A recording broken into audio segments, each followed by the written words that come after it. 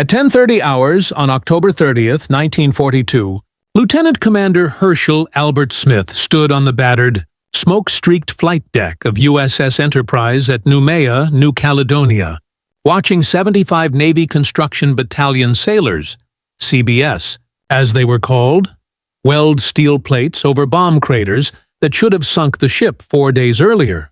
The Enterprise, CV-6, 25,000 tons, 824 feet long, was the most decorated warship America would ever put to sea. Yet she had just survived the Battle of Santa Cruz with 2 direct bomb hits, 75 wounded and 44 dead. Her forward elevator was jammed, her starboard hull bulged grotesquely, and 1 fuel tank was leaking steadily, black oil coating the decks below. By every regulation in the Navy, she needed months in dry dock, but there were no other carriers left.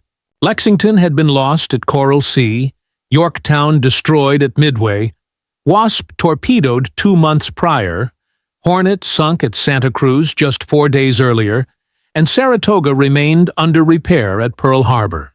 In the vast Pacific, Enterprise was the only operational American carrier, the single ship standing between the Japanese Navy and total control of the Solomon Islands. Japanese intelligence knew it, and for months they had declared her sunk 3 separate times.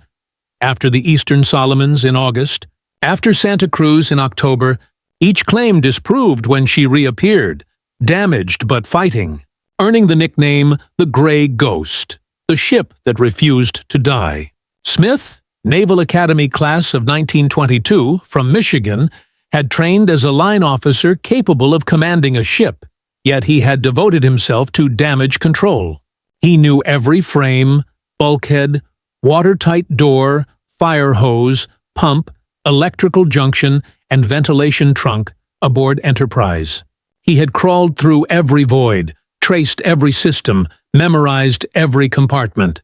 When damage occurred, he did not need blueprints. He could visualize precisely what was broken, what was threatened, and what needed to be done. His damage control teams were drilled to a level few others could match, trained so that chaos became routine, muscle memory overriding panic, every man knowing exactly what to do, even when bombs exploded around him. When the first bomb hit Enterprise at Eastern Solomons in August, Smith was on the bridge, feeling the concussive blast, smoke boiling up through the deck. Yet he ran down the ladders through passageways filled with choking smoke toward the damage.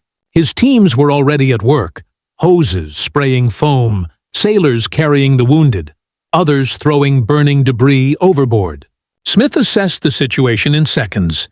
3 decks penetrated, fires spreading, electrical power dead to half the ship. He gave orders with precision. Contain the fire here, shore up that bulkhead, reroute power, pump compartments dry, and the men executed flawlessly. At Santa Cruz, chaos multiplied.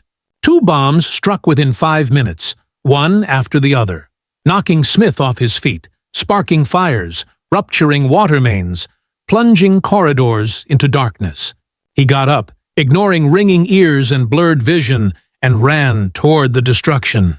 Sailors screamed, some trapped, some aflame, electrical cables sparking overhead, flooding threatening to engulf decks. Yet he ordered relentlessly, "Get these men out, cut that power, close those hatches, pump that compartment." The teams obeyed, knowing Smith would never give impossible orders, and once again, Enterprise survived.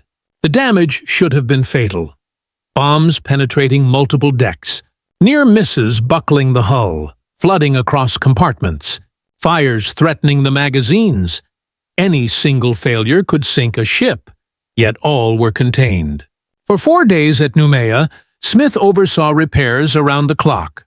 The CBS were not naval specialists, but skilled construction workers, welders, carpenters, mechanics, who burned through electrode rods, shaped wooden plugs for jagged flight deck holes, jury-rigged elevators with pulleys and cables, repairing systems in shifts 24 hours a day.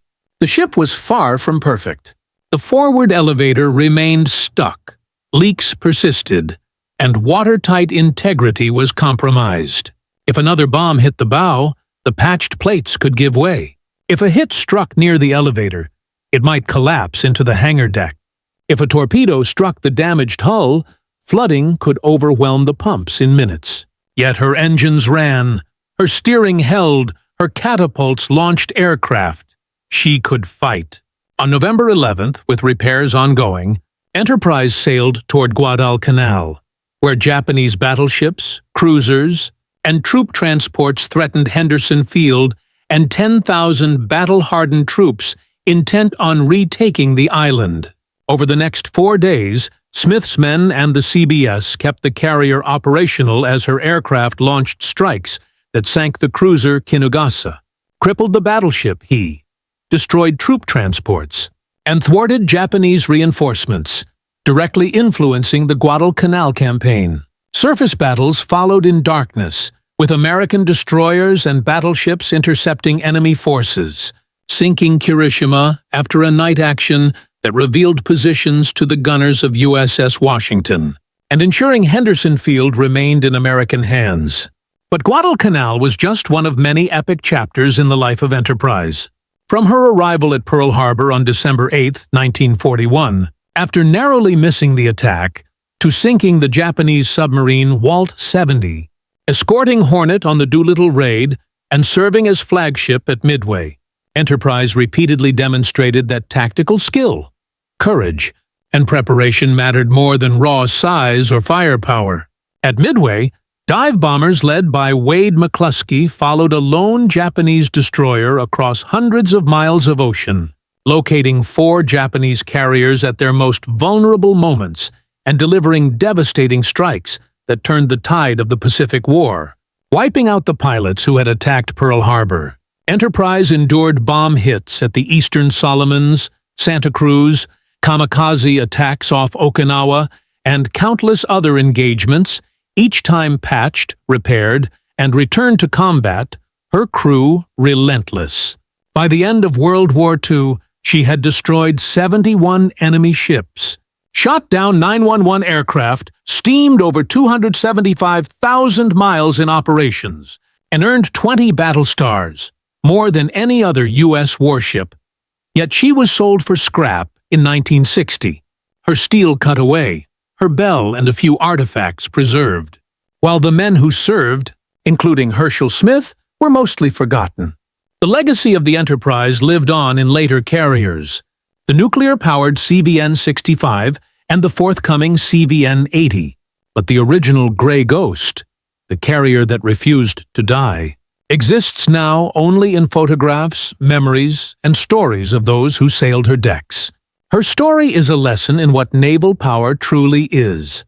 Not the newest ships, the biggest guns, or the most advanced designs, but the sailors, pilots, officers, and repair crews who keep a damaged ship fighting, who fly one more mission when exhausted, patch one more hull breach under fire, and turn the tide of battle through skill, courage, and unyielding resolve.